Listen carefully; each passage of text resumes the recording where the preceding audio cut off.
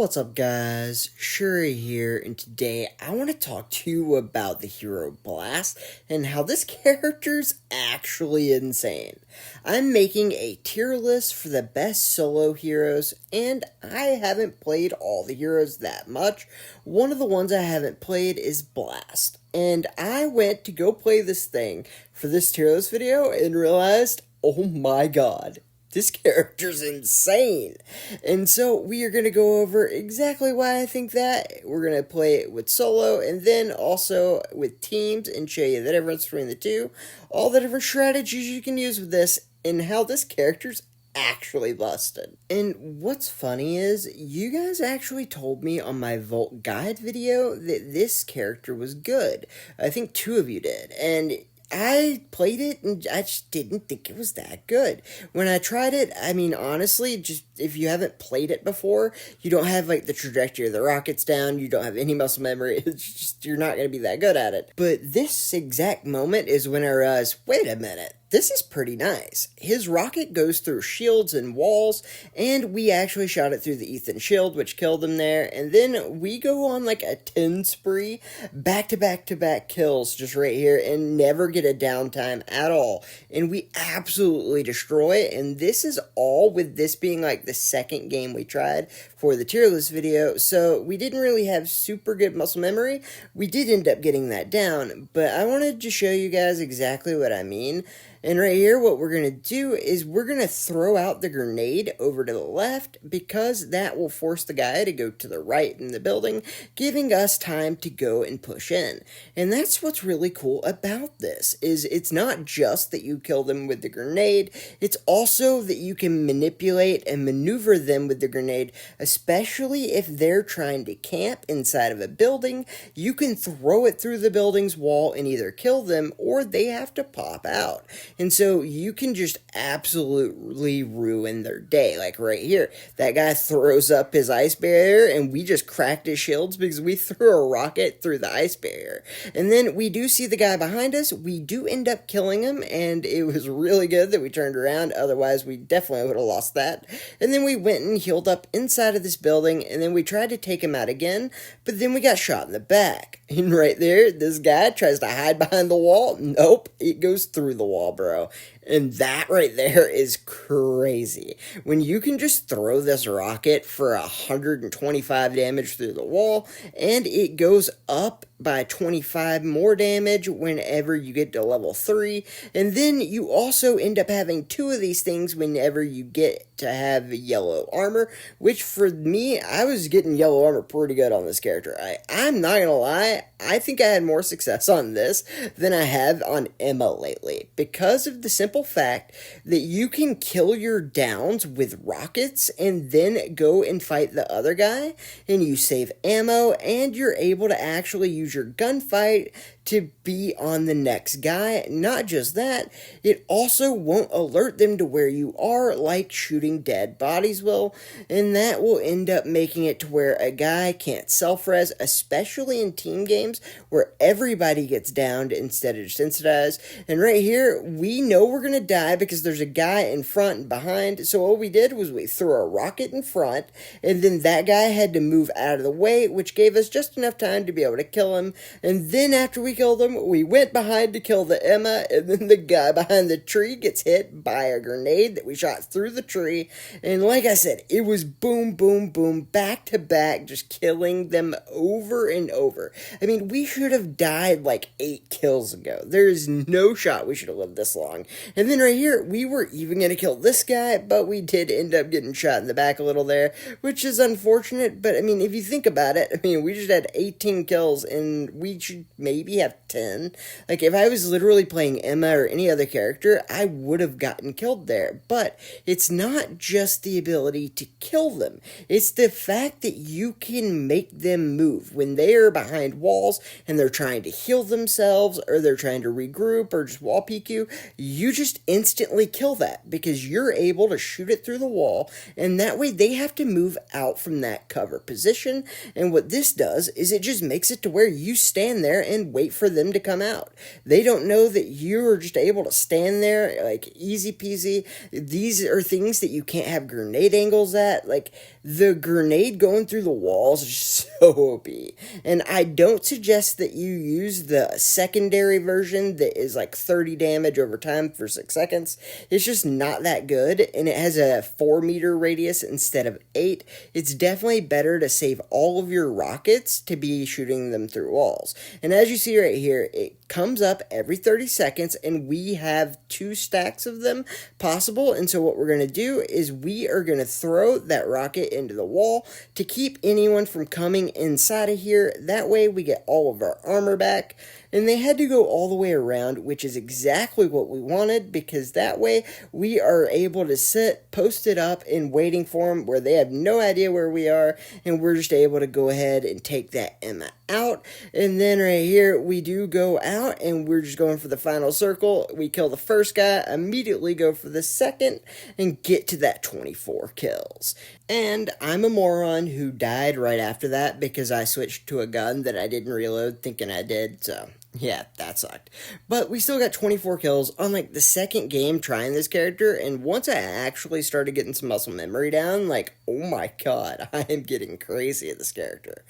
But we're going to focus on team games for just a bit. So one of the coolest things is throwing that rocket down and being able to get the guy that is on his knees almost all the way down. After you hit him with that, you don't even have to use your gun to kill them because of the simple fact that they have so little health. Unless they have a self-revive, they will basically just time themselves out and die. Right here, we are able to get that guy to one shot, and we do the same thing where he times himself out and die. There was a guy that was on top of those rocks, and that really screwed me, but either way, it works out fine.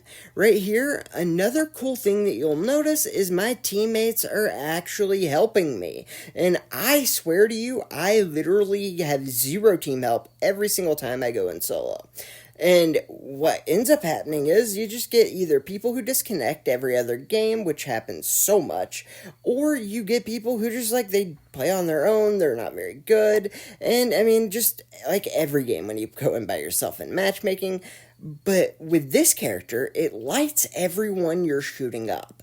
Your teammates literally just see the people and they will help you because they're not really that good. So on their own, they're not really going to find people. But since everybody that you're shooting gets lit up, they know that these people are taking damage and they just know where they are. So if you're doing all the hard work for them, that's what helps you be able to just carry hard. Right there, we are able to take out that whole team and then heal ourselves up, run into the zone, and right here we are going to have to face 2 teams. My whole team dies because that's super awesome. Yeah, it happens a lot. What you gonna do, right? But luckily, we did actually have one guy that stays alive. We are able to go ahead and kill the guy on the bottom with our bomb after getting him down. And then this guy right here, we're gonna get him to the one shot, but he does end up getting us because the shotguns are annoying. And luckily, my teammate's here to help us. Nope, no, he's not. I'm a goat is definitely not there to help us. I think he did like 100 damage. But it's all good, you know, like everyone's at their own pace. So right here, we are going to spawn back in, and we do end up getting the gun we want, and then we're going to go ahead and get the backup pistol. And what you need to realize is I have no ammo refills, so this is rough. But we do go ahead, fire the rocket through his ice shield, and that does end up getting the guy down really low. He ends up dying to his own just bleeding out, and then we have this guy in front of us. We do go ahead and reload that guy into the game, and yes, I accidentally bought the one that was going to respawn in 5 seconds instead of the one that is in 100 seconds. Rough. But it's all good because he is a good player and I need all the help I can get. Because right now we are already getting shot at. I had to double back to end up getting the ammo for the rifle. And now we are able to throw in that smoke so we can just heal up. And then we can run in. We're going to go ahead and use our P90 to go down the hill for the most part. Because we'll have more of a speed boost than the Scar. But then I realize, oh god, I am literally the only one alive. There's a guy driving a car near me, and I have no ammo. I really need to get this done. Luckily, he does give me enough cash that I can go ahead and summon the guy. The problem is, the guy that I summoned was a guy that literally has like 0 kills at the end of the game and no damage. And right here, this is the most nerve-wracking thing ever. And while I am saying that about the guy, he did really good here. I'll give it to him. He knew not to take the fight, which is really important. He had to wait forever to get us back up, and he only has $100, so like him going through, and this is only at 2x speed, so that guy literally just went off like a baller, and he got all of us to spawn by just waiting it out. And then right here is the most important thing in why this is so awesome.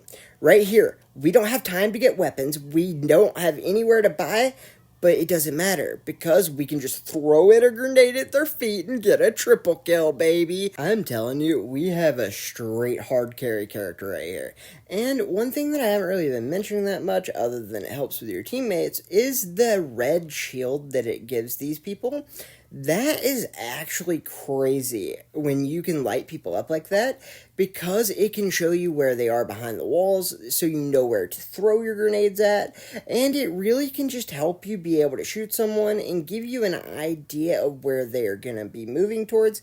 Even though it only lasts for 2 seconds, it's really important that you have that info, and it can really end up making all the difference in the world. Right here, we do go ahead, get the headshot with the sniper, kill him with our backup weapon, which is a crappy SMG, but what you gotta do. Right there, we do go ahead, get the headshot on that second try, and right here, we're gonna go ahead, hit him with a grenade, and just try to kill him with our SMG. Sadly, we are gonna basically have no ammo left in it, and luckily, we do get the quick scope and get the kill. I know there's another guy on me. I need to reload, but it takes too long, and we do end up dying right before the final circle, which is super rough, but luckily for me, I was able to drop on this platform, which had a P90 and a INP, and so that was all I needed to be able to go out and just start doing some work. So we are going to go ahead, get that guy down. He is going to have a self-revive right there, but I do need to move on, because I need to make sure that I can get in this building. I can worry about him later. Hopefully somebody will finish him off. They didn't end up doing it, but it doesn't really matter. All that mattered was me getting into a good position. I just didn't want to be caught out in front of that building when this final circle comes up and everybody starts to freak out, because now there are no more respawners. So right here, I am just putting all the damage out on this guy while waiting and looking on my screen to see if I see footsteps from the guy that I had already downed, so if I saw a self-resed, I could go ahead kill him. That's exactly what we do, and then we're going to go right back up and just keep the pressure onto this Zero, because we know that he is going to be a pain in the butt. He actually played very good earlier in the game, so I don't want to let him out now that I have him in a pretty compromising position. My big problem is I have 2 super up-close guns, and this is going to get dangerous fast, especially moving in late with the zone, so I tried to rotate a little bit earlier than the zone, but I'm just too late. Right there, we do end up hitting him with that grenade, getting the kill, and then we shoot the next guy, showing us where he is by lighting him up, and that is going to allow us to go ahead and get on the right side of things, knowing when he's going to jump out, getting the shots on him before he gets out. Now we can finally get a long-range weapon by taking his AK. And now it is 1v1 for all the marbles right here. We do see that he's going on on that left side. I don't know if he's going through or if he went up top, and I find out right here he definitely went up top. And luckily for me, he wanted to jump on me and then throw down a shield, but I am playing Blast, baby. So we're going to throw that right through there, and like I said, he has to either get hit by a grenade or move. He moves out of his shield and dies, all because we're playing Blast. And here is what his actual abilities say. Blast can launch two types of bombs. One is his modified arm can penetrate through obstacles and damage enemies, capable of drilling through obstacles that are 5.5 meters thick. Upon penetrating the obstacle, it'll launch a graffiti bomb to the other side, causing 125 explosion damage within 8 meters. And I only suggest you use this because it's just not worth it to use the other one. The other one's more like just any Molotov cocktail. But then you also shoot people, and then it lights them up through walls and stuff for you and your teammates for 2 seconds.